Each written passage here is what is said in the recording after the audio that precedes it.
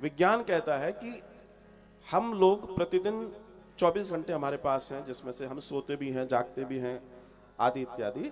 उसमें लगभग 60,000 विचार, 60,000 60,000 विचार हर व्यक्ति से टकराते हैं।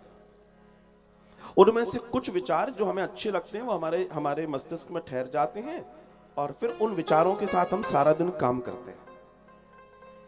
तो जब भी कोई विचार आएगा वो आपके आज्ञा चक्र से, ये जो भौहों के बीच में जो ये स्थान है जहां पर हम लाल रंग का तिलक लगाते हैं, क्यों लगाते हैं? एक्टिवेशन के लिए।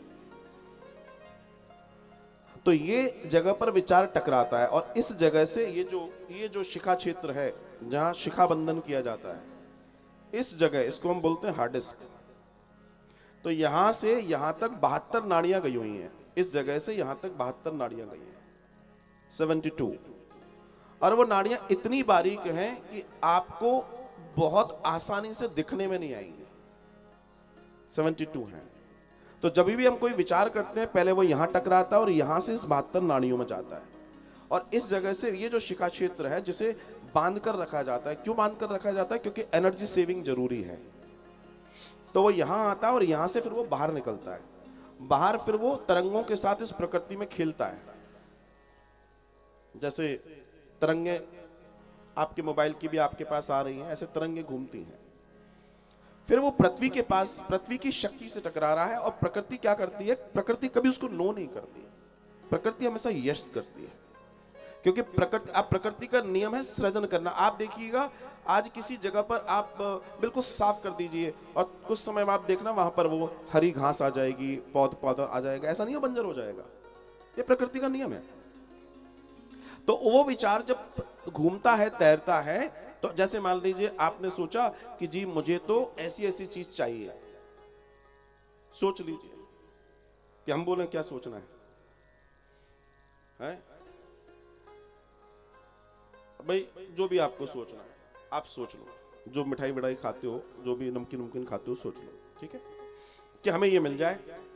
आपने सोचा, वो विचार तैरने लगा और पृथ्वी माता ने अर्थात प्रकृति ने उसको यश किया और वापस वो विचार आपके यहां आएगा और इस जगह से टकराता है। ये वैज्ञानिक दर्शन बता रहा हूं आपको मैं।